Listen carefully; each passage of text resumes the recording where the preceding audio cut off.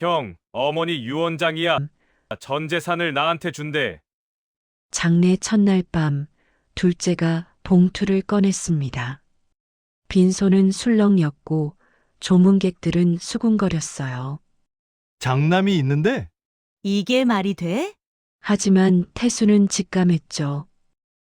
이건 엄마 글씨가 아니다. 태수가 찾은 병원 CCTV에는 충격적인 장면이 담겨 있었습니다. 둘째 부부가 어머니 손목을 붙잡고 억지로 도장을 찍고 있었어요. 간호사 오기 전에 빨리요. 재수의 목소리가 들렸죠. 어머니는 눈물을 흘리며 고개를 저으셨지만 소용없었습니다. 산소호흡기 너머로 태수가 고생. 일하는 입모양이 보였어요. 과연 평생 착한 장남으로 살아온 김태수에게는 무슨 일이 있었던 걸까요? 이 이야기가 궁금하시다면 무료인 구독과 좋아요 부탁드립니다. 그리고 댓글로 여러분의 생각을 들려주세요. 그럼 지금 바로 시작하겠습니다. 김태수는 올해 72입니다. 사람들은 태수를 볼 때마다 착한 장남이라고 말했죠. 그 말을 들을 때마다 태수는 그저 웃으며 고개를 끄덕였습니다.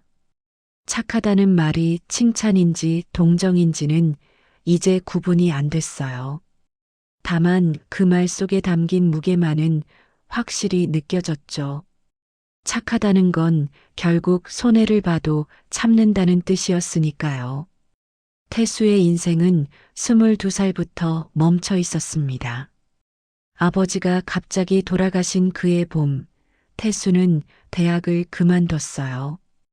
당시 둘째 태영은 고등학교 3학년이었고 막내 태민이는 중학생이었죠. 어머니는 밭일도 서툴고 돈 버는 법도 몰랐습니다. 누군가는 집안을 책임져야 했어요. 태수는 고민하지 않았죠. 그냥 당연한 일이라고 생각했습니다. 장남이니까요. 대학 동기들이 졸업장을 받을 때 태수는 밭에서 땀을 흘리고 있었습니다. 친구들이 취직해서 월급을 받을 때 태수는 수확한 배추를 시장에 내다 팔았어요. 새벽 4시에 일어나 밭으로 나가는 날들이 계속됐죠. 손은 거칠어지고 허리는 굽었지만 태수는 불평하지 않았습니다. 동생들이 학교에 다니고 어머니가 끼니를 거르지 않는다면 그걸로 충분하다고 여겼으니까요. 태영이는 대학을 졸업하고 도시로 나가 사업을 시작했습니다. 뭘 하는지 정확히는 몰랐지만 돈을 잘 번다는 소문이었어요. 태민이는 공무원이 됐죠. 둘 다 결혼해서 자식을 낳고 제 앞가림을 하게 됐습니다. 태수는 여전히 시골에서 농사를 지었어요. 결혼은 못했죠. 중매를 봐도 농사꾼이라는 말만 나오면 여자 쪽에서 고개를 저었으니까요. 세월이 흐르면서 어머니는 당뇨와 고혈압으로 병원을 자주 다니게 됐습니다. 병원비는 늘 태수가 냈어요. 태영이에게 부탁하면 바쁘다는 말만 돌아왔고 태민이는 아이 키우느라 여유가 없다고 했죠. 태수는 그럴 수 있다고 생각했습니다. 동생들은 각자 사는 게 바쁘니까요. 그래도 형제니까 이해해야 한다고 스스로를 달랬죠. 그런데 이상한 일이 하나 있었습니다. 어머니는 늘 태영이 편만 들었어요. 태수가 병원에 데려가도 고맙다는 말은 없었죠. 오히려 불편하다는 표정을 지으셨습니다. 너는 운전을 왜 이렇게 거칠게 하냐? 태영이는 차도 좋고 운전도 부드럽던데 태수는 20년 된 경차를 몰면서 최대한 조심히 운전했지만 어머니 눈에는 그게 안 보이나 봤어요. 태영이가 한 달에 한 번 얼굴을 비추면 어머니는 그렇게 좋아하셨습니다. 태영아, 왔구나. 바쁜데 이렇게 와줘서 고맙다. 태수는 매일 병원에 다녀도 그런 말을 들어본 적이 없었어요.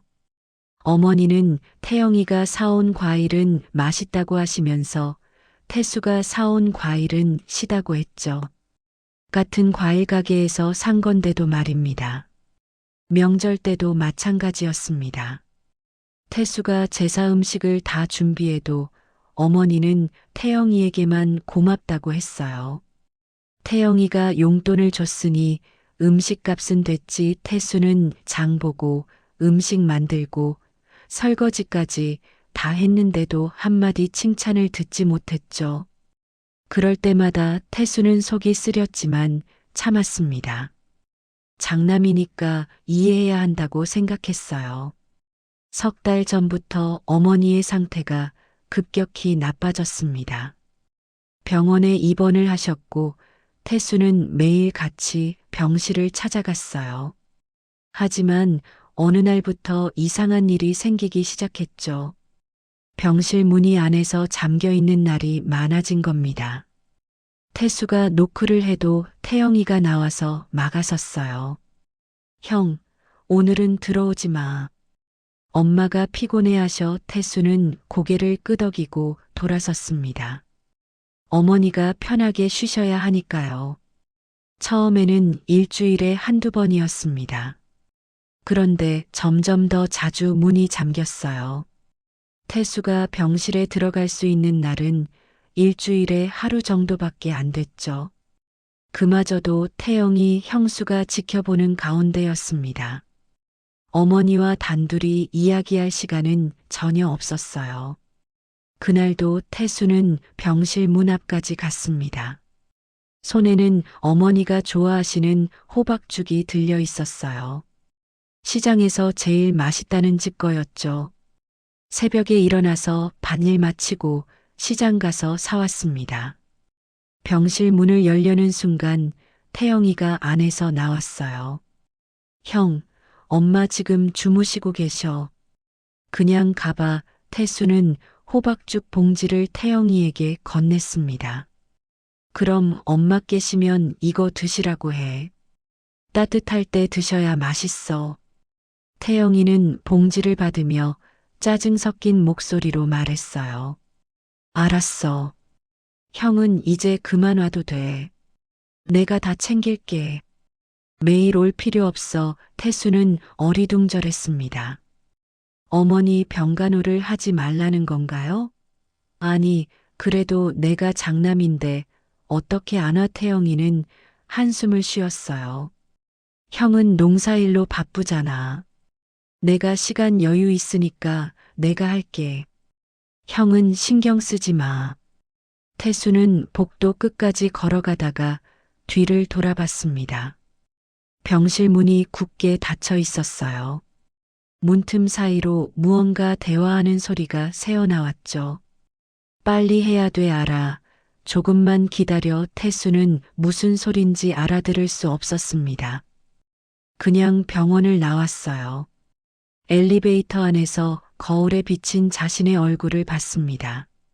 주름 가득한 얼굴, 굽은 어깨, 거친 손.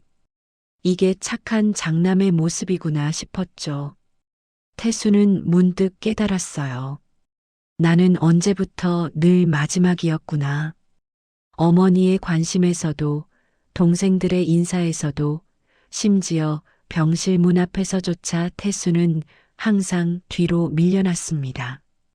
집으로 돌아오는 길에 태수는 자꾸만 이상한 기분이 들었습니다. 뭔가 잘못되고 있다는 느낌이었어요. 하지만 뭐가 잘못됐는지는 알 수 없었죠. 그냥 막연한 불안감만 가슴속에 남았습니다. 태수는 집에 도착해서도 한참 동안 차 안에 앉아 있었어요. 시동을 끄고 핸들을 붙잡은 채로요. 그날 밤 태수는 잠을 이루지 못했습니다. 어머니 얼굴이 자꾸 떠올랐어요.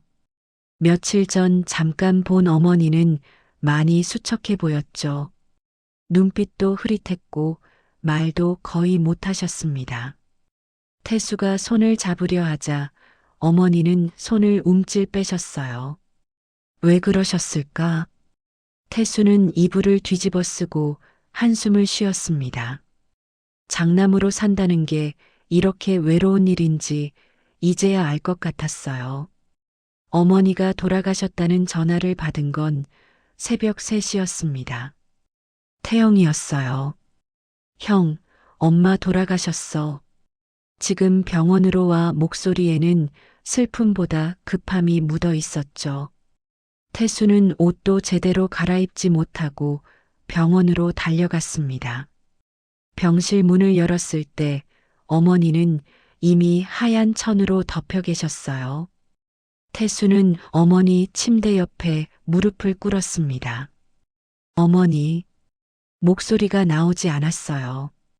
눈물만 주르륵 흘러내렸죠. 태영이와 재수는 침대 반대편에 서 있었습니다. 둘 다 눈이 맑았더군요. 울었다는 흔적이 전혀 없었어요. 태수는 이상하다고 생각했지만 말하지 않았습니다. 사람마다 슬픔을 표현하는 방식이 다르니까요. 형, 장례식장 예약했어. 시청 근처 대형 장례식장이야. 태영이가 말했습니다. 태수는 고개를 들었어요.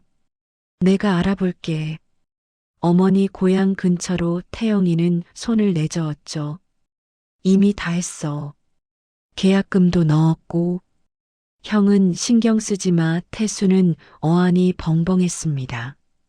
어머니가 돌아가신 지 몇 시간도 안 됐는데 벌써 장례식장까지 예약을 했다고요? 그래도 내가 장남인데 상의는 해야 하는 거 아니야? 태수가 조심스럽게 말했습니다. 태영이는 짜증을 냈어요. 형, 지금 그런 거 따질 때야? 빨리 장례 치러야지. 나는 회사 일도 있고 바빠. 태수는 더 이상 말하지 못했죠. 어머니 앞에서 다투고 싶지 않았으니까요. 장례식장으로 어머니를 모신 건 그날 오전이었습니다. 빈소가 마련되고 영정 사진이 걸렸어요. 어머니는 사진 속에서 미소를 짓고 계셨죠. 태수는 영정 앞에 앉아서 하염없이 어머니를 바라봤습니다. 마지막으로 제대로 된 대화를 나눈 게 언제였을까요? 1달 전? 2달 전? 기억이 나지 않았어요. 조문객들이 하나둘 찾아오기 시작했습니다.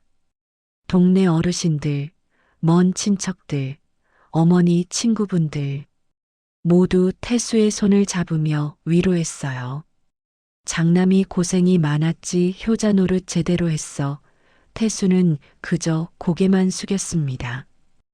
효자였다면 어머니가 왜 태수를 그렇게 멀리 하셨을까요? 그 답을 찾을 수 없었어요. 첫날 낮은 그렇게 지나갔습니다. 조문객들이 돌아가고 밤이 깊어지자 빈소는 조용해졌어요. 태수와 태영이 그리고 태민이만 남았죠.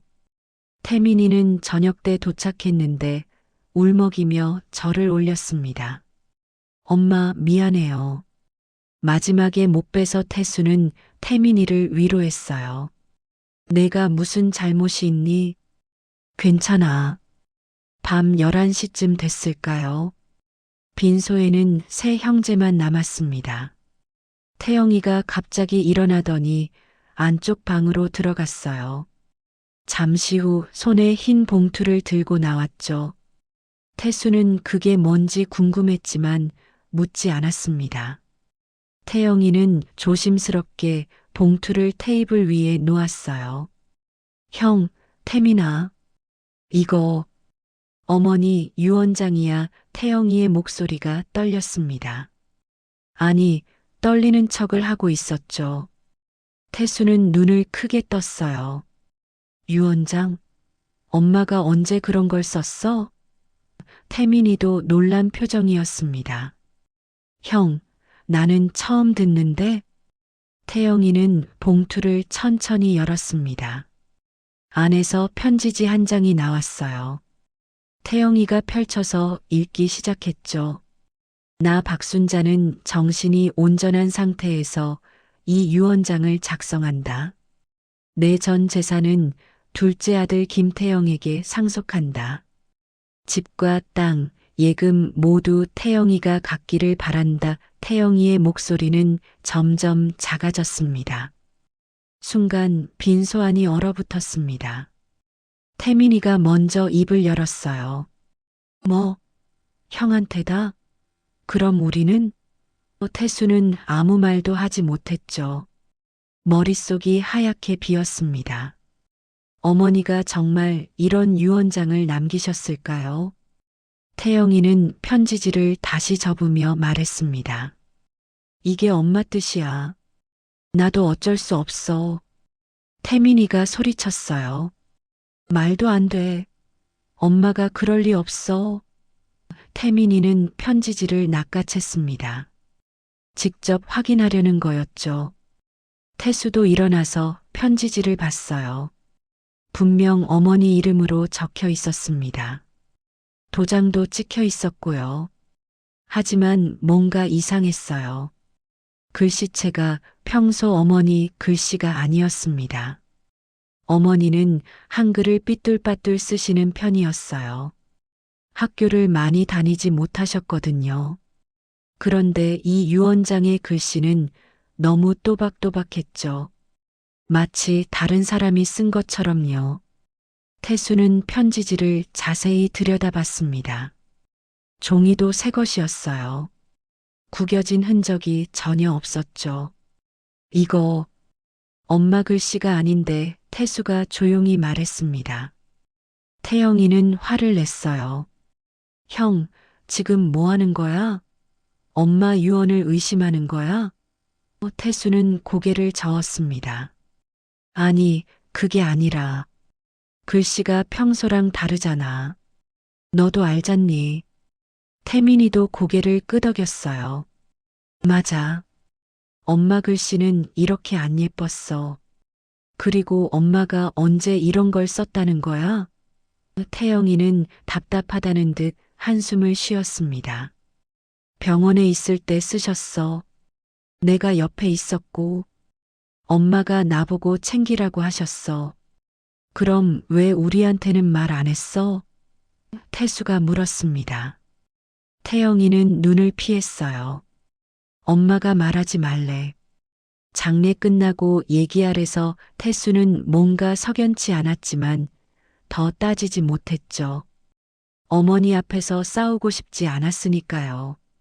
그때 밖에서 인기척이 들렸습니다. 늦은 조문객이었어요.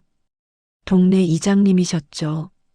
아이고, 순자 씨 장례 소식 듣고 늦게나마 왔네. 이장님은 절을 올리고 나서 형제들을 둘러봤습니다. 근데 분위기가 왜 이래? 무슨 일 있나? 태영이가 재빨리 유언장을 봉투에 넣었습니다. 아니에요. 아무 일도 없어요. 하지만 태민이는 참지 못하고 말했어요. 이장님, 이게 말이 됩니까? 엄마가 전 재산을 둘째 형한테만 준대요. 이장님은 눈을 동그랗게 떴죠. 뭐, 장남이 있는데? 그게 무슨 소리야? 이장님의 목소리가 컸던 탓에 복도에 있던 몇몇 사람들이 고개를 들이밀었습니다. 유언장이요? 장남한테 안 주고? 요즘 세상에 그런 일이 어딨어? 순식간에 소문이 퍼졌어요. 조문객들이 하나둘 모여들기 시작했죠. 태수는 당황스러웠습니다. 이렇게 사람들 앞에서 가족 문제가 드러나다니요. 태영이는 얼굴이 붉어졌어요. 다들 오해하시는 거예요. 이건 저희 집안일이고 하지만 사람들은 수군거렸죠. 아무리 그래도 장남이 있는데 말이 돼? 뭔가 이상하네. 태수는 사람들을 향해 손을 내저었습니다. 괜찮습니다. 저희가 알아서 할게요. 모두 돌아가 주세요. 사람들은 못내 아쉬운 듯 빈소를 빠져나갔어요. 하지만 복도에서는 여전히 속닥거리는 소리가 들렸죠. 빈소가 다시 조용해졌습니다. 태수는 영정사진 속 어머니를 바라봤어요. 어머니는 여전히 미소 짓고 계셨습니다. 태수는 가슴이 먹먹했어요. 어머니, 정말 이게 어머니 뜻이었나요? 태수에게는 아무것도 남기고 싶지 않으셨나요? 태수는 유언장을 다시 한번 쳐다봤습니다. 분명 뭔가 잘못됐어요. 이 글씨는 어머니 것이 아니었습니다. 태수는 확신했죠. 하지만 어떻게 증명할 수 있을까요? 태수는 주먹을 꽉 쥐었습니다. 진실을 밝혀야 했어요. 어머니를 위해서라도요. 그날 밤 태수는 잠을 이룰 수 없었습니다. 빈소 한쪽 구석에 앉아서 유언장 생각만 했어요. 글씨체가 이상했던 것, 종이가 너무 깨끗했던 것, 태영이가 보인 어색한 반응들. 하나하나 떠올릴수록 의심은 커져만 갔죠. 그러다 문득 며칠 전 일이 생생하게 떠올랐습니다. 아니, 정확히는 일주일 전이었어요. 태수가 병원에 갔을 때 병실 문이 잠겨 있었던 그날 말입니다. 태수는 노크를 했었죠. 어머니, 저예요. 태수요 하지만 안에서는 아무 대답이 없었습니다. 잠시 후 태영이가 문을 살짝 열고 나왔어요. 얼굴이 상기돼 있었죠. 형, 오늘은 들어오지 마. 태수는 어리둥절했습니다. 왜? 엄마 상태 안 좋아? 태영이는 고개를 저었어요. 아니, 그게 아니라 엄마가 힘들어 하셔. 오늘은 좀 쉬게 해드려. 태수는 문틈 사이로 병실 안을 들여다보려 했습니다. 하지만 태영이가 몸으로 가로막았어요. 형, 내 말 안 들려? 오늘은 안 된다니까. 태수는 한 발 물러섰죠. 그럼 내일 올게. 어머니한테 잘 계시라고 전해줘. 태영이는 대답도 없이 문을 닫아버렸습니다. 태수는 그냥 돌아서려다가 멈췄어요. 병실 안에서 소리가 들렸거든요. 누군가 말다툼을 하는 것 같았습니다. 태수는 문에 귀를 가까이 댔어요. 태영이 재수 목소리가 들렸죠. 어머니, 그냥 도장만 찍으시면 돼요. 금방 끝나요. 어머니의 목소리는 거의 들리지 않았습니다. 뭐라고 말씀하시는 것 같은데 너무 작았어요. 그러자 태영이가 답답하다는 듯 말했죠. 엄마, 태수 형한테 주면 안 돼요. 형은 이미 땅도 받았고 집도 쓰고 있잖아요. 태수는 깜짝 놀랐습니다. 무슨 소리죠? 태수는 아무것도 받은 게 없었어요. 형은 평생 농사만 지었잖아요. 돈도 별로 없고 재산 관리도 못해요. 태영이 재수가 다시 말했습니다. 우리한테 맡기시면 제대로 관리할게요. 어머니 뜻대로 잘 쓸게요. 그 말에 어머니가 뭐라고 하셨나 봅니다. 잠시 조용해졌거든요. 그런데 곧 태영이의 목소리가 다시 들렸어요. 이번에는 목소리 톤이 달랐습니다. 급하고 다급했죠. 도장 여기 있어요. 빨리 찍으세요. 간호사 오기 전에 어머니가 뭐라고 하셨는지 알아듣기 어려웠어요. 다만 거부하는 듯한 신음소리가 났습니다. 아이고, 어머니. 왜 이러세요? 태수 아주버님 생각하지 마세요. 아주버님은 알아서 잘 살아요. 재수 목소리가 점점 커졌습니다. 지금 안 하시면 나중에 더 복잡해져요. 그냥 우리 말 들으세요. 태수는 문을 박차고 들어가고 싶었습니다. 하지만 몸이 움직이지 않았어요. 믿고 싶지 않았거든요. 동생이 어머니를 강요하고 있다는 사실을요. 태수는 그냥 꿈이길 바랐죠. 아니면 태수가 잘못 들은 거라고 생각하고 싶었습니다. 잠시 후 병실 문이 열렸습니다. 태영이 재수가 나왔어요. 태수를 보자마자 깜짝 놀란 표정을 지었죠. 어머, 아주버님. 언제부터 여기 계셨어요? 태수는 아무렇지 않은 척 했습니다. 방금 왔어. 엄마 좀 뵈려고. 재수는 어색하게 웃었어요. 아, 그러세요. 근데 어머니 지금 주무시는데 좀 이따가 오시면 안 될까요? 태수는 고개를 끄덕였습니다. 그럴게. 근데 아까 무슨 소리 났던 것 같던데. 재수의 얼굴이 굳었어요. 아, 그거요? TV 소리였어요. 소리가 너무 커서 줄였어요. 태수는 더 이상 묻지 않았습니다. 재수는 얼른 자리를 떴죠. 태수는 병실 문 앞에 한참을 서 있었습니다. 안으로 들어가야 하나 말아야 하나 고민했어요. 결국 그냥 돌아섰습니다. 어머니가 쉬고 계신다는데 방해하고 싶지 않았으니까요. 하지만 마음 한구석이 계속 무거웠죠. 그날 이후로 어머니는 말을 거의 못하셨습니다. 태수가 다음날 병원에 갔을 때 어머니는 산소호흡기를 쓰고 계셨어요. 눈은 떠 계셨지만 초점이 없었죠. 태수가 손을 잡자 어머니는 희미하게 손가락을 움직이셨습니다. 어머니, 저예요. 태수요. 태수는 어머니 귓가에 대고 말했어요. 어머니는 입술을 달싹거리셨지만 소리는 나오지 않았습니다. 태수는 눈물이 났어요. 엄마, 힘들면 말씀하세요. 제가 다 해드릴게요. 어머니의 눈에서 눈물 한 방울이 흘러내렸습니다. 태수는 그게 무슨 의미인지 알 수 없었어요. 슬퍼서 우시는 건가요? 아니면 미안해서 우시는 건가요? 태수는 어머니 손을 꽉 쥐었습니다. 엄마, 전 괜찮아요. 엄마만 건강하시면 돼요. 그때 태영이가 병실로 들어왔습니다. 형, 여기 있었네. 엄마 상태 어때? 태수는 고개를 저었어요. 말씀을 못하셔. 의사 선생님은 뭐래? 태영이는 담담하게 말했죠. 이제 시간 문제래. 며칠 안에 돌아가실 수도 있대.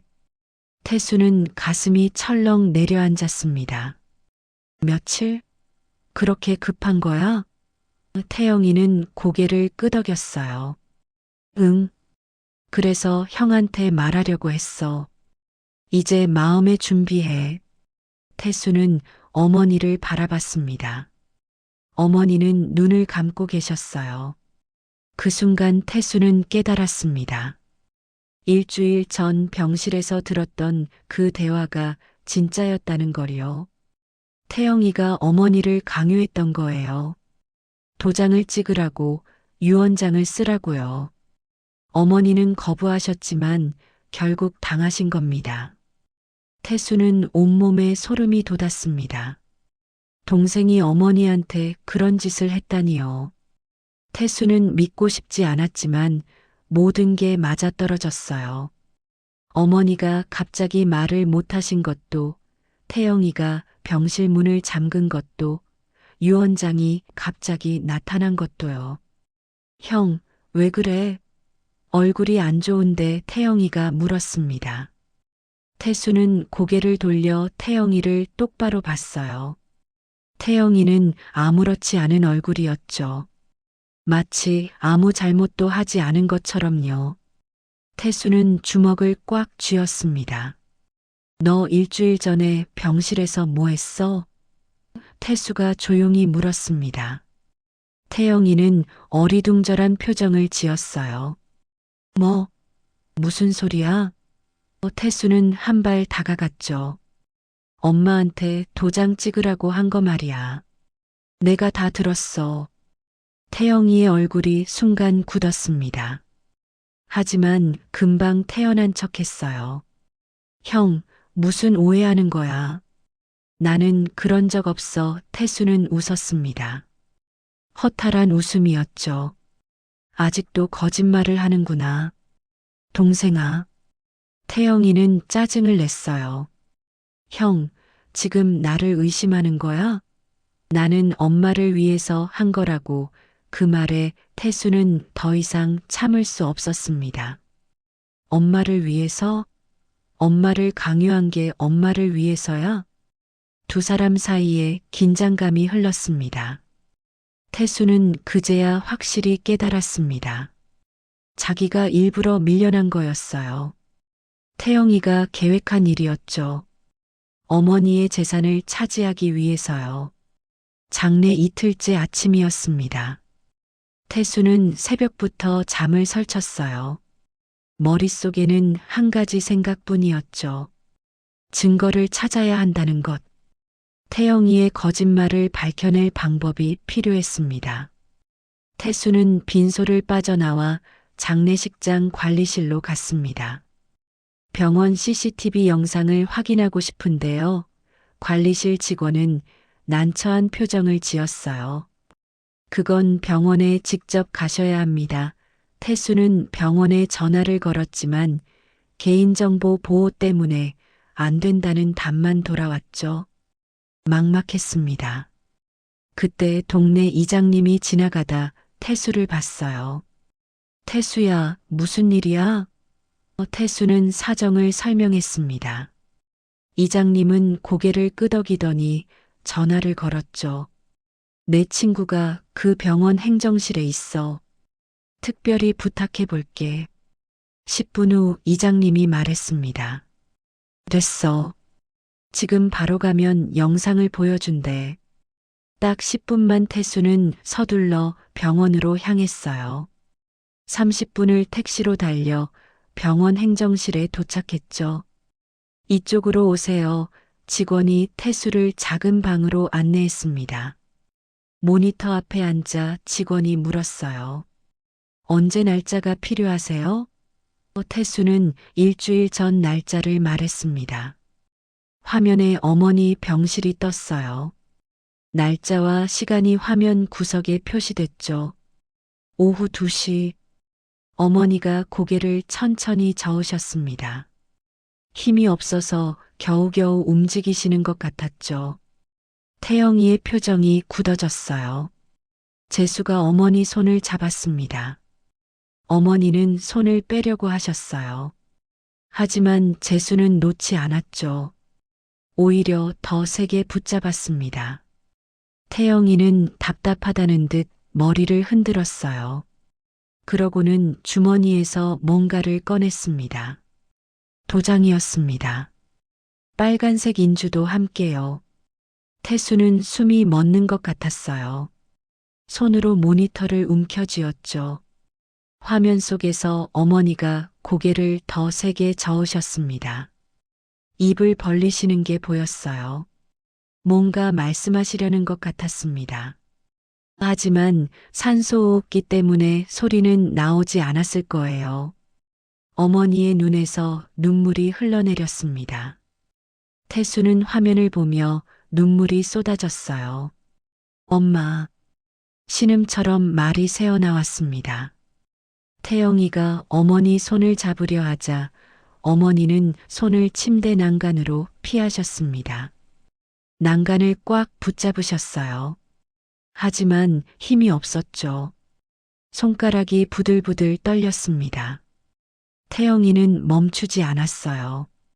재수도 반대편에서 어머니를 붙잡았습니다. 둘이 어머니를 양쪽에서 잡았습니다. 어머니는 온몸으로 거부하셨어요. 어깨가 들썩였고 머리를 좌우로 흔드셨죠. 하지만 두 사람은 아랑곳하지 않았습니다. 마치 물건을 다루듯이 어머니를 대했어요. 태영이가 어머니의 오른손을 강제로 펼쳤습니다. 어머니는 주먹을 쥐려고 하셨지만 태영이가 손가락을 하나하나 벌렸어요. 재수는 어머니의 다른 손을 붙잡고 있었죠. 어머니가 몸부림치는 게 보였습니다. 태영이가 어머니 엄지손가락을 인주에 찍었습니다. 빨갛게 물들었어요. 그러고는 종이 위에 손가락을 꾹 눌렀습니다. 한 번, 두 번, 세 번. 여러 곳에 지장을 찍었어요. 어머니의 입이 크게 벌어졌습니다. 비명을 지르고 계신 게 분명했어요. 산소호흡기 마스크가 흔들렸습니다. 어머니가 너무 심하게 움직이셔서 마스크가 벗겨질 뻔했어요. 재수가 재빨리 마스크를 다시 씌웠죠. 태영이는 계속 도장을 찍고 있었습니다. 마치 기계처럼요. 지장을 다 찍고 난 뒤 태영이가 종이를 챙겼습니다. 접어서 주머니에 넣었어요. 재수는 도장과 인주를 가방에 넣었죠. 어머니는 침대에 쓰러지듯 누우셨습니다. 온몸에서 힘이 빠진 것 같았어요. 재수가 어머니 이불을 덮어드렸습니다. 마치 아무 일도 없었다는 듯이요. 태영이는 손수건으로 어머니 손을 닦아줬어요. 빨간 인주 자국을 지우는 거였죠. 둘은 병실을 둘러보더니 서둘러 나갔습니다. 어머니는 홀로 침대에 남으셨습니다. 눈을 감고 계셨어요. 눈물이 뺨을 타고 흘러내렸죠. 어깨가 작게 들썩였습니다. 우시는 거였어요. 태수는 화면을 보며 주먹으로 책상을 내리쳤습니다. 이 개자식들. 영상이 끝났습니다. 태수는 모니터 앞에서 온몸이 떨렸어요. 분노가 치밀어 올랐죠. 동시에 자책감이 밀려왔습니다. 그때 내가 문을 박차고 들어갔어야 했어. 어머니를 지켜드렸어야 했어. 태수는 두 손으로 얼굴을 감싸 쥐었습니다. 이게 사람이 할 짓이냐? 태수는 신음하듯 말했어요. 행정실 직원도 화면을 보고는 입을 다물지 못했죠. 이건 노인 학대 아닙니까? 태수는 고개를 끄덕였습니다. 친자식이 어머니한테 한 짓입니다. 이 영상 복사할 수 있습니까? 태수가 간절하게 물었어요. 직원은 망설이더니 고개를 끄덕였습니다. 딱 이 부분만요. 비밀로 해주세요. 직원은 영상 파일을 USB에 복사해 줬어요. 태수는 USB를 두 손으로 받았습니다. 정말 감사합니다. 평생 잊지 않겠습니다. 태수는 깊이 허리를 숙였어요. 병원을 나서는 태수의 눈빛은 달라져 있었습니다. 이제 증거가 있었으니까요.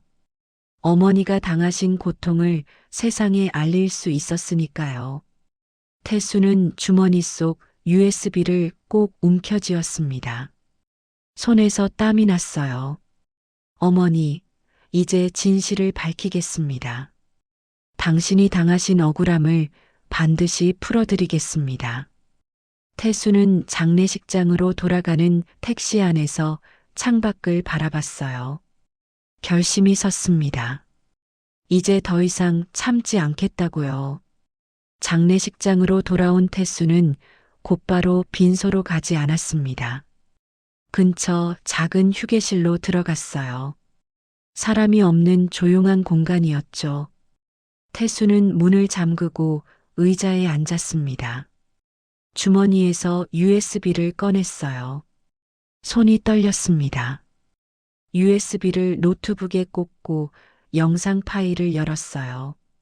다시 한번 제대로 봐야 했습니다. 놓친 게 없는지 확인해야 했죠. 화면에 어머니 병실이 다시 떴습니다. 태수는 화면을 크게 키우고 재생 버튼을 눌렀어요. 영상이 시작됐습니다. 어머니는 침대에 누워 계셨어요. 산소호흡기를 쓰고 계셨죠. 숨 쉬는 것만으로도 힘들어 보였습니다. 태영이와 재수가 병실로 들어왔어요. 태수는 영상을 천천히 재생했습니다. 한 장면 한 장면 놓치지 않으려고요. 태영이가 종이를 펼쳐 보였습니다. 어머니는 고개를 저으셨어요. 힘없이 좌우로 흔드셨죠. 태수는 영상을 멈췄습니다. 어머니 입술을 자세히 봤어요. 뭔가 말씀하시려는 것 같았거든요. 태수는 화면을 확대했습니다. 어머니의 입이 천천히 움직이고 있었어요. 산소호흡기 때문에 소리는 안 나왔지만 입모양으로 짐작할 수 있었죠. 안 돼. 어머니는 그렇게 말씀하고 계셨습니다. 태수는 가슴이 철렁 내려앉았어요. 영상을 계속 재생했습니다. 재수가 어머니 손을 붙잡았어요. 어머니는 손을 빼려고 애쓰셨죠. 그때 어머니 입이 다시 움직였습니다. 태수는 영상을 다시 멈추고 화면에 얼굴을 가까이 댔어요. 어머니의 입술이 또렷하게 움직이고 있었습니다. 태수는 숨이 막혔어요. 어머니가 태수 이름을 부르고 계셨던 겁니다. 영상을 한 프레임씩 넘겨봤어요. 태수 고생 많이. 어머니는 태수 이야기를 하고 계셨습니다. 태수가 얼마나 고생했는지 말씀하시려던 거예요. 아마 유언장에 태수 이름을 넣으려 하셨던 것 같았죠. 하지만 그 순간 태영이가 어머니 손을 붙잡았습니다. 태수는 주먹을 쥐었습니다. 화면 속에서 태영이가 어머니 손목을 세게 잡고 있었어요. 어머니는 저항하셨지만 소용없었죠. 태영이는 어머니 손가락을 억지로 펼쳤습니다. 재수는 옆에서 주위를 살폈어요. 빨리요, 간호사 오기 전에. 재수의 입모양이었습니다. 태수는 영상을 보며 온몸이 떨렸어요. 저 사람들이 정말 내 동생 맞나? 저게 어머니를 모시는 자식의 모습인가? 태수는 치를 떨었습니다. 태영이가 어머니 엄지손가락을 인주에 찍었습니다. 어머니는 온몸으로 저항하셨어요. 하지만 두 사람은 멈추지 않았죠. 종이 위에 억지로 지장을 찍었습니다. 한 번, 두 번, 세 번. 여러 곳에 도장을 찍었어요. 그 순간 어머니의 입이 크게 벌어졌습니다. 비명을 지르고 계신 게 분명했어요. 산소호흡기가 흔들렸죠. 어머니 눈에서 눈물이 주르륵 흘러내렸습니다. 태수는 화면을 보며 눈물을 흘렸어요. 엄마, 미안해요. 내가 지켜드렸어야 하는 건데. 태수는 노트북을 덮었습니다. 더 이상 볼 수가 없었어요. 어머니가 얼마나 무서웠을까요? 얼마나 억울했을까요? 친자식한테 그런 일을 당하시다니요. 태수는 책상에 이마를 대고 흐느꼈습니다.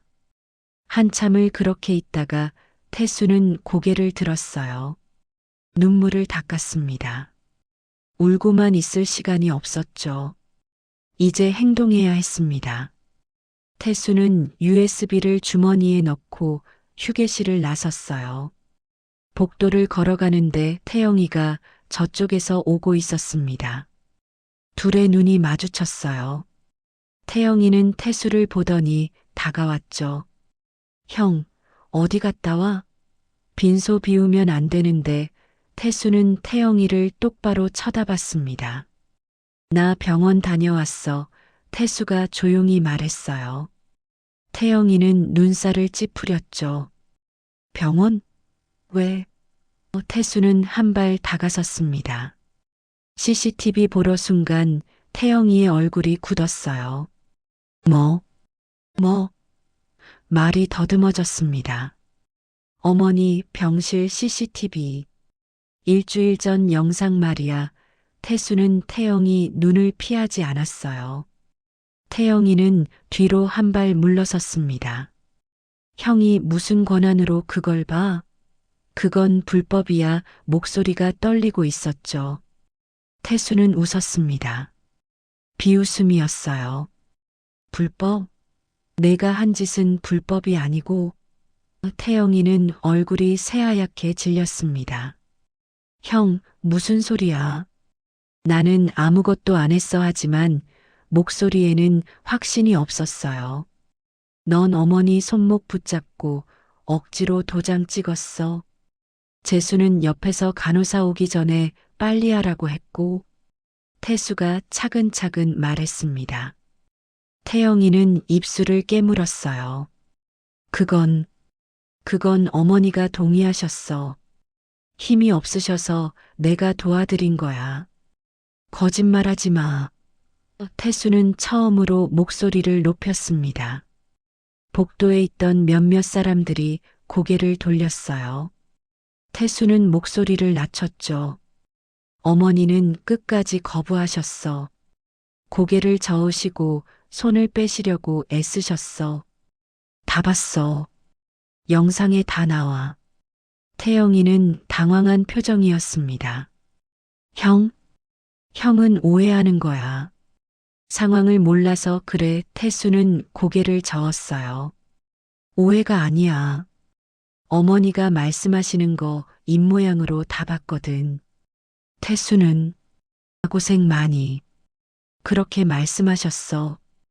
태영이의 얼굴에서 혈색이 사라졌습니다. 그건 말이 나오지 않았어요. 태수는 주머니에서 USB를 꺼냈습니다. 이 안에 다 들어있어. 내가 어머니한테 뭘 했는지 증거가 다 있다고. 형, 그거 어떻게 구한 거야? 태영이가 USB를 빼앗으려 했어요. 태수는 재빨리 손을 뒤로 빼며 말했죠. 넌 이제 끝이야. 어머니한테 한 짓을 다 밝힐 거야. 태영이는 얼굴이 붉어졌습니다. 형, 제발 그러지 마. 우리 가족 망신이야. 태영이가 애원했어요. 태수는 차갑게 웃었죠. 가족? 어머니한테 그 짓 한 내가 가족이라고? 태영이는 태수의 팔을 붙잡았습니다. 형, 부탁이야. 조용히 넘어가자. 유산 절반 줄게. 태수는 태영이 손을 뿌리쳤습니다. 난 돈이 필요한 게 아니야. 어머니 억울함을 풀어드려야 해. 태영이는 눈빛이 변했어요. 형, 후회할 거야. 정말로 위협하는 말투였죠. 내가 후회할 건 이걸 더 일찍 못 찾은 거야. 어머니 살아계실 때 몰라서 죄송해. 태수는 돌아서며 말했습니다. 내일 발인 전에 모든 사람 앞에서 이 영상 공개할 거야. 각오해. 태영이는 그 자리에 얼어붙어 있었습니다. 태수는 뒤도 돌아보지 않고 걸어갔어요. 주먹을 꽉 쥐고 있었죠. 떨림은 멈췄습니다. 이제 두려움은 없었어요. 분노만 남아 있었습니다. 어머니를 위한 정의로운 분노였죠. 태수는 빈소로 돌아가 어머니 영정 앞에 섰습니다. 어머니, 이제 진실을 밝히겠습니다. 당신이 당한 고통을 세상에 알리겠습니다. 더 이상 참지 않겠습니다. 영정사진 속 어머니는 미소 짓고 계셨어요. 태수는 절을 올렸습니다. 그날 밤 태수는 잠을 자지 않았습니다. 빈소 한쪽에서 노트북을 켜고 변호사를 검색했어요. 어떤 변호사를 찾아가야 할까요?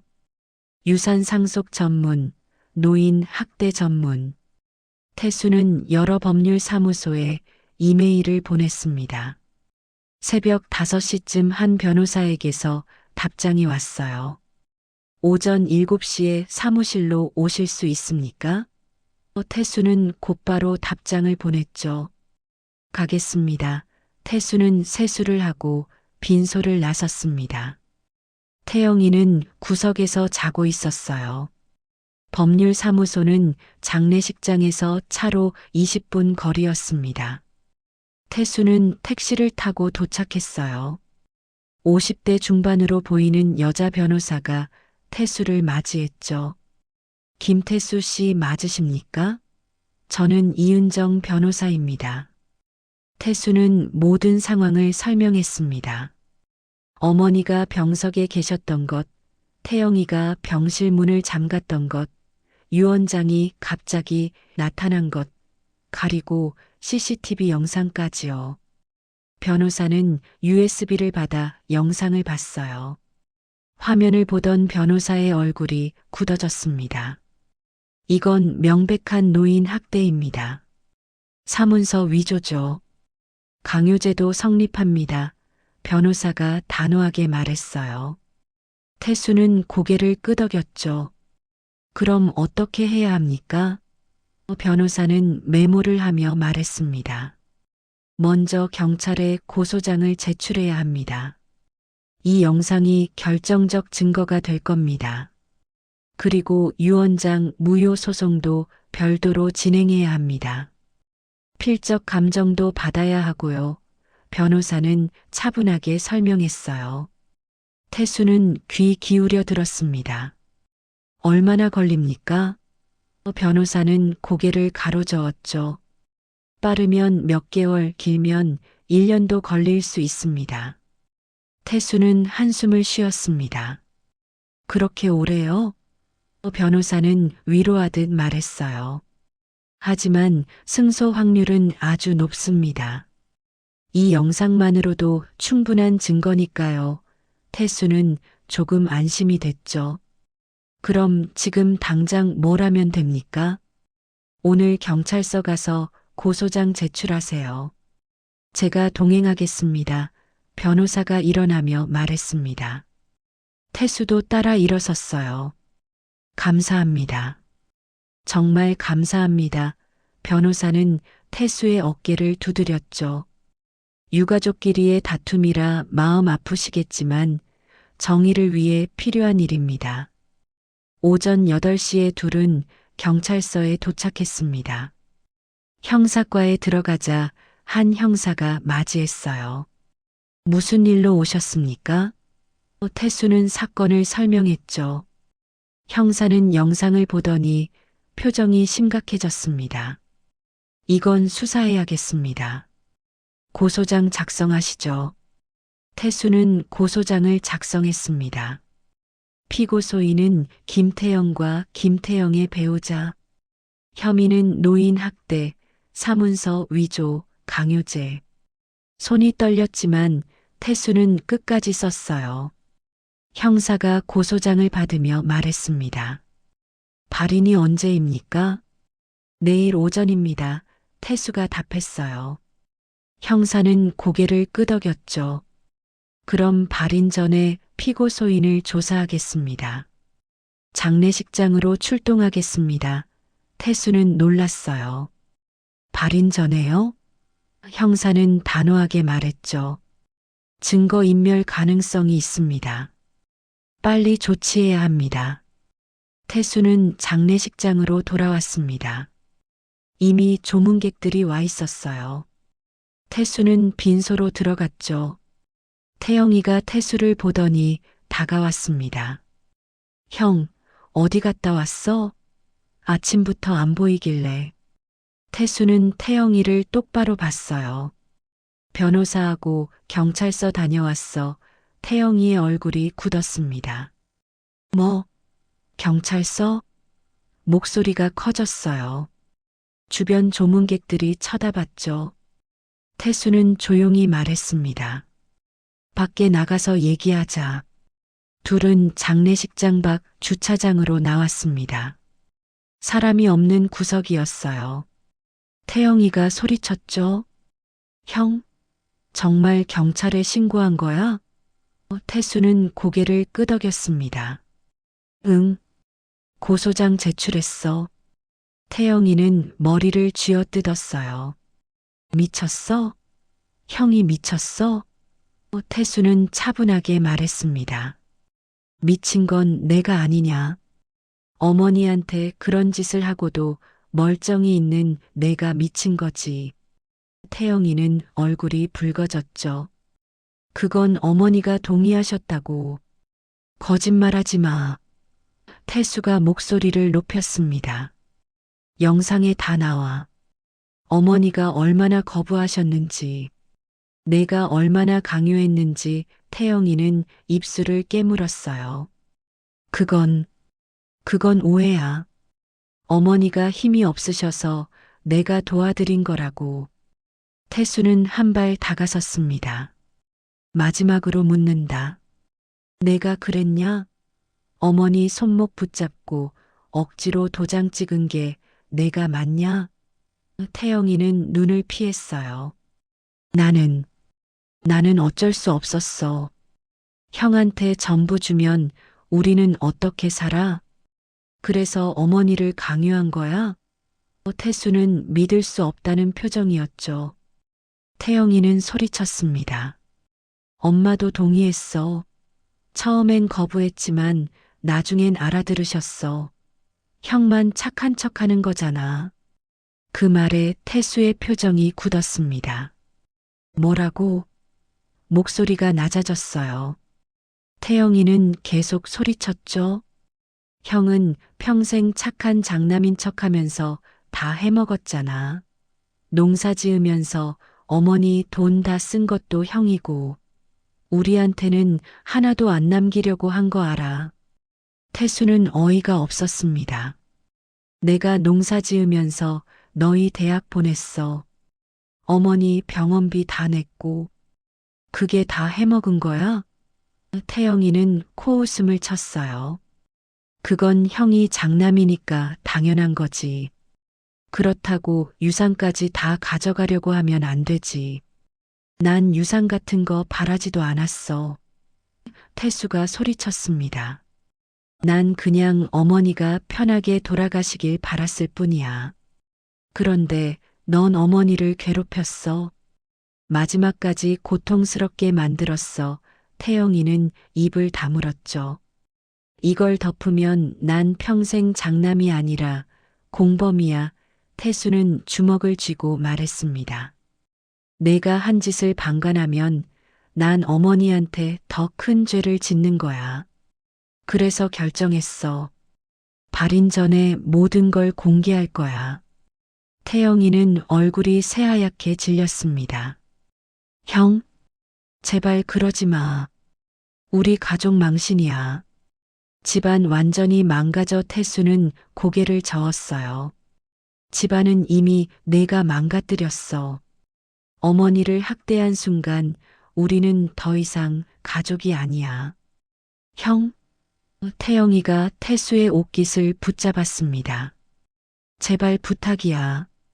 조용히 넘어가자. 내가 잘못했어. 사과할게. 유산 다 줄게. 그러니까 제발 고소 취하해줘. 태수는 태영이 손을 떼어냈어요. 안 돼.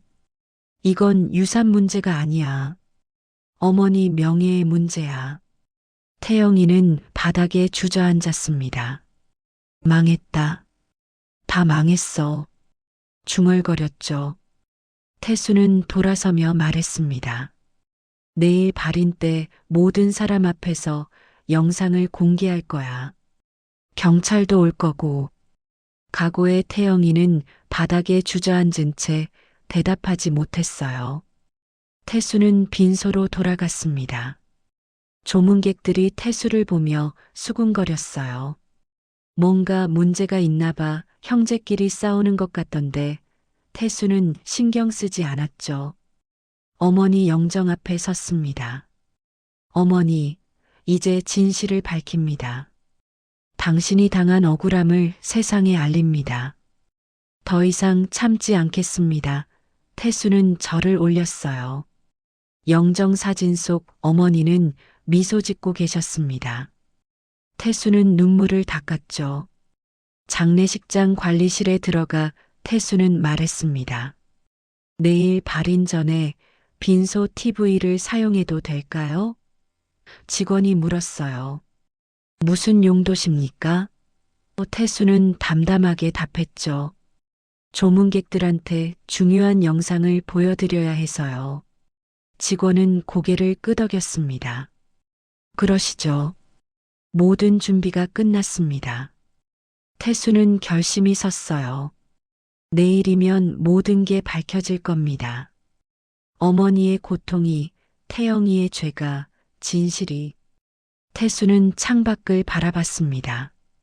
하늘이 어두웠어요. 곧 폭풍이 몰아칠 것 같았죠. 발인 당일 아침, 오전 9시 30분, 발인 30분 전이었습니다. 빈소는 조문객들로 가득 찼어요. 친척들, 동네 사람들, 어머니, 친구분들, 100명이 넘는 사람들이 모여 있었죠. 태수는 영정 옆에 서 있었습니다. 손에는 리모컨이 쥐어져 있었어요. 태영이는 반대편 구석에 서 있었죠. 얼굴이 창백했습니다. 형수는 불안한 표정으로 주위를 살폈어요. 밤새 도망칠 궁리를 한 것 같았습니다. 장례식장 담당자가 발인 준비를 시작했습니다. 유가족분들, 발인 절차 시작하겠습니다. 바로 그때 태수가 앞으로 나섰어요. 잠깐만요. 발인 전에 보여드릴 게 있습니다. 손에 USB가 들려 있었죠. 태영이의 얼굴이 굳었습니다. 형, 뭐 하는 거야? 황급히 달려오려 했어요. 하지만 이장님이 막아섰죠. 태영아, 가만히 있어. 태영이는 TV 쪽으로 가려 했지만 빈소문 앞에 경찰관 2명이 서 있었습니다. 아무도 나갈 수 없습니다. 경찰관이 단호하게 말했어요. 재수 얼굴이 새하얗게 질렸죠. 어보, 우리 끝났어. 떨리는 목소리였습니다. 조문객들은 수군거렸어요. 무슨 일이야? 경찰은 왜 왔어? 태수가 마이크를 들었습니다. 여러분, 어머니가 돌아가시기 전 무슨 일이 있었는지 보여드리겠습니다. 리모컨을 눌렀어요. TV 화면이 켜졌죠. 병실 CCTV 영상이 재생되기 시작했습니다. 날짜와 시간이 화면에 표시됐습니다. 어머니가 침대에 누워 계신 모습이 나왔어요. 산소호흡기를 쓰고 계셨죠. 태영이와 형수가 병실로 들어오는 장면이었습니다. 빈소는 숨소리조차 들리지 않을 만큼 조용해졌어요. 태영이가 종이를 꺼냈습니다. 어머니 앞에 펼쳐 보였어요. 어머니는 고개를 저으셨죠. 저게 뭐야? 누군가 물었습니다. 재수가 어머니 손을 붙잡는 장면이 나왔어요. 손을 왜 잡아? 어머니가 싫다고 하시는데? 화면에서 가장 충격적인 장면이 펼쳐졌습니다. 태영이가 어머니 손목을 강제로 붙잡았어요. 인주의 손가락을 찍더니 종이에 꾹 눌렀죠. 어머니가 몸부림쳤습니다. 입을 크게 벌리고 비명을 지르셨어요. 눈물이 흘러내렸죠. 빈소가 폭발했습니다. 저건 강제로 하는 거잖아. 어머니를 저렇게. 이게 무슨 짓이야? 조문객들이 일제히 소리쳤어요. 어떤 사람은 눈물을 흘렸고 어떤 사람은 주먹을 쥐었습니다. 이 나쁜 놈들. 동네 어르신이 일어나 소리쳤어요. 늙은 어미한테 어떻게 저런 짓을. 다른 사람들도 일어섰죠. 저게 사람이야? 친자식 맞아? 분노의 목소리가 쏟아졌습니다. 태영이는 TV로 달려갔습니다. 꺼. 당장 꺼. 전원을 끄려 했어요. 하지만 이장님과 남자 몇 명이 막아섰죠. 가만히 있어. 다 봐야지. 태영이를 붙잡았습니다. 태영이는 바닥에 주저앉았어요. 재수가 비명을 질렀습니다. 아니에요. 어머니가 동의하셨어요. 하지만 아무도 믿지 않았어요. 동해, 저 영상을 보고도 그런 소리를. 뻔뻔하기는. 사람들의 비난이 빗발쳤습니다. 영상 마지막 장면이 나왔습니다. 어머니가 침대에 쓰러지는 모습, 눈물을 흘리시는 모습. 조문객들은 입을 막았어요. 어떤 할머니는 소리내어 울었죠. 순자야, 얼마나 무서웠니? 빈소는 울음소리로 가득 찼습니다. 영상이 끝났습니다. 태영이가 갑자기 일어나 TV를 밀쳤어요. TV가 넘어지며 바닥에 떨어졌죠. 다 거짓말이야. 형이 조작한 거라고. 목소리는 절규에 가까웠습니다. 경찰관들이 앞으로 나섰습니다. 김태영 씨, 노인 학대 혐의와 사문서 위조 혐의로 체포합니다. 수갑을 꺼냈어요. 태영이는 뒤로 물러섰죠. 안 돼. 나 억울해. 안 잡혀가. 저항하지 마십시오. 경찰관이 태영이 팔을 잡았습니다. 태영이는 발버둥 쳤어요. 나라고. 하지만 수갑이 채워졌죠. 찰칵 소리가 빈소에 울렸습니다. 재수도 수갑이 채워졌어요. 어떡해. 조문객들은 차갑게 쳐다봤습니다. 저런 인간들이 다 있어. 감옥에 넣어야 해.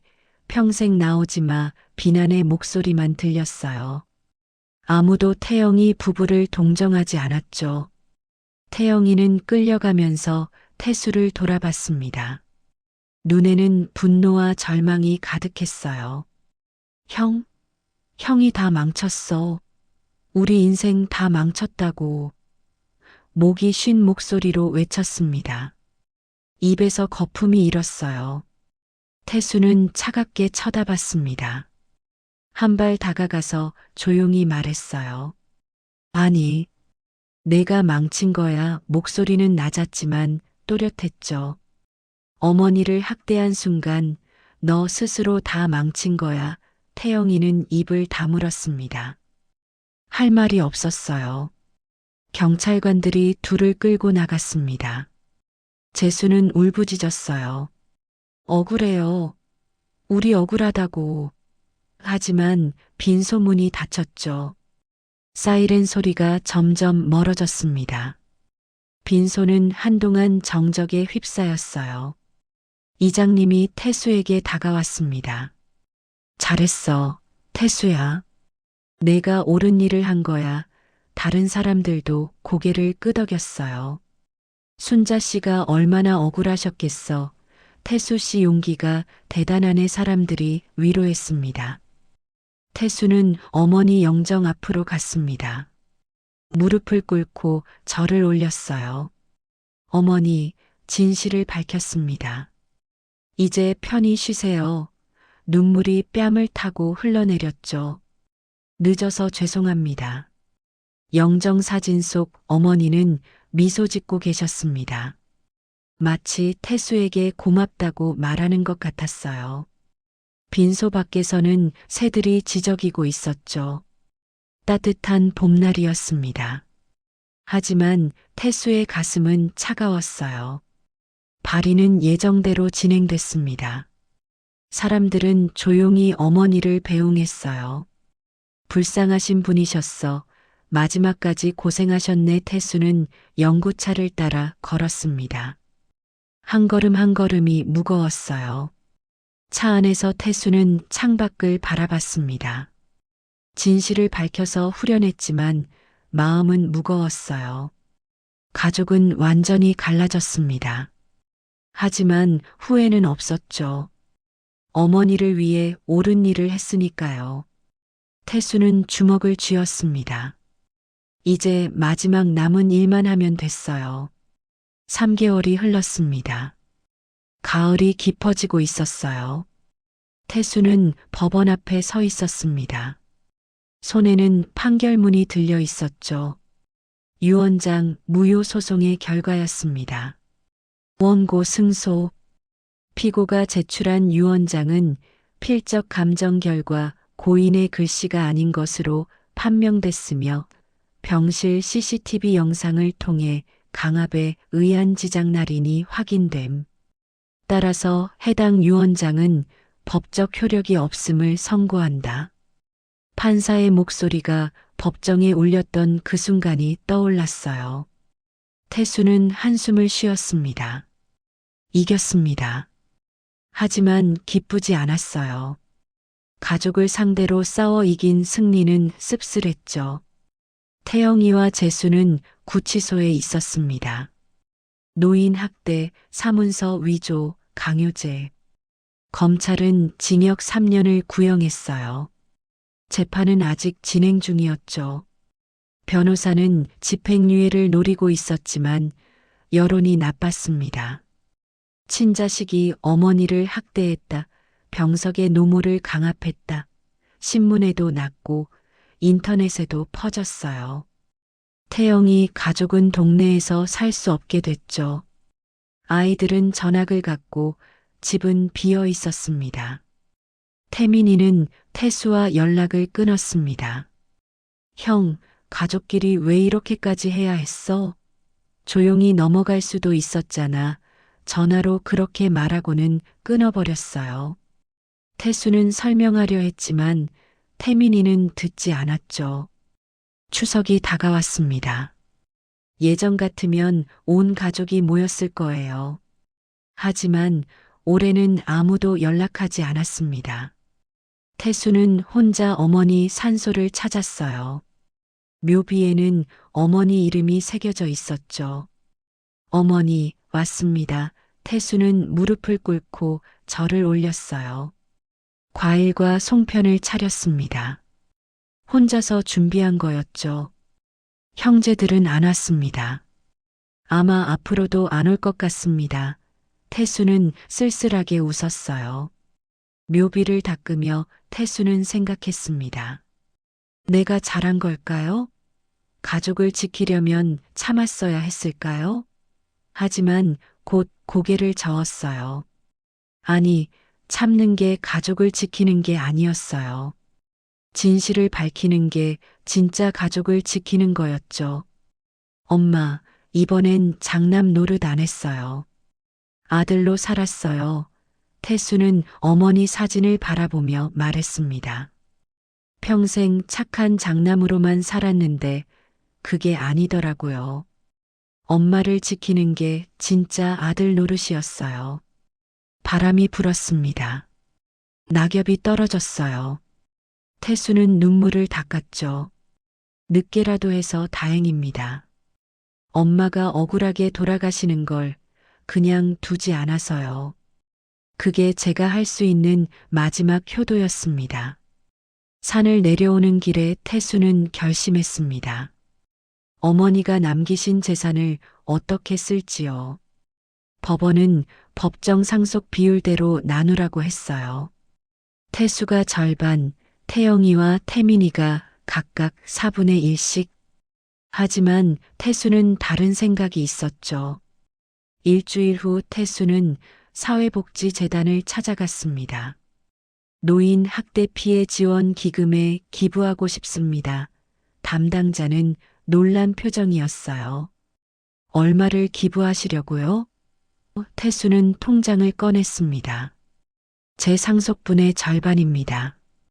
이렇게 큰 금액을요? 담당자는 믿기지 않는다는 표정이었죠. 태수는 고개를 끄덕였어요. 제 어머니가 당하신 일이 다른 어르신들한테는 일어나지 않았으면 합니다. 이 돈으로 도와주세요. 재단에서는 태수의 이름으로 기금을 만들었습니다. 박순자 추모 기금. 어머니 이름을 딴 거였어요. 노인 학대 피해자를 지원하고 예방 교육에 쓰겠습니다. 재단 이사장이 약속했죠. 태수는 감사하다고 말했습니다. 기부 소식이 알려지자 동네 사람들이 찾아왔습니다. 태수 씨, 대단하세요. 어머니가 정말 자랑스러워 하실 거예요. 이장님도 왔어요. 착한 장남이 아니라 훌륭한 사람이야. 순자 씨가 하늘에서 웃고 계실 거야. 태수는 어머니 영정 앞에 앉았습니다. 집에 모셔온 영정이었어요. 매일 아침 절을 올렸죠. 엄마, 오늘도 잘 주무셨어요? 혼잣말처럼 중얼거렸습니다. 날씨가 좋네요. 엄마가 좋아하시던 날씨예요. 어느 날 태민이에게서 문자가 왔습니다. 형, 기부했다는 소식 들었어. 형이 옳았어. 미안해. 짧은 문자였지만 태수는 울컥했어요. 답장을 보냈죠. 괜찮아. 내 탓 아니야. 우리 천천히 다시 시작하자. 하지만 태영이와는 연락이 없었습니다. 재판이 끝났다는 소식만 들렸어요. 징역 2년, 집행유예 3년, 사회봉사 200시간.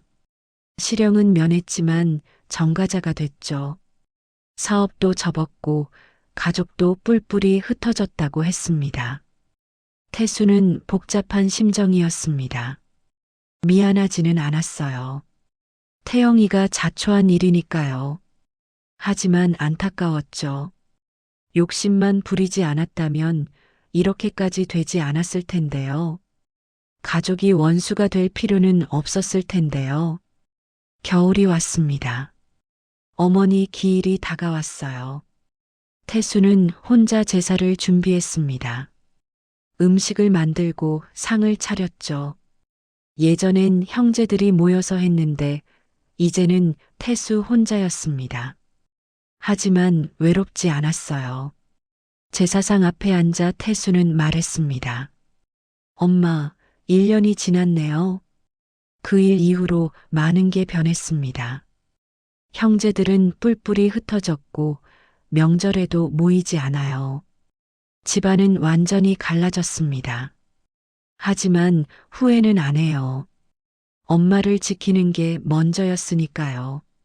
침묵하고 참는 게 가족을 지키는 게 아니더라고요.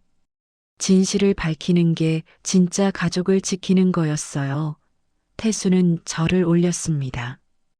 다음 날 태수는 농사일을 나갔습니다. 밭을 갈고 씨를 뿌렸어요. 평생 해온 일이었죠.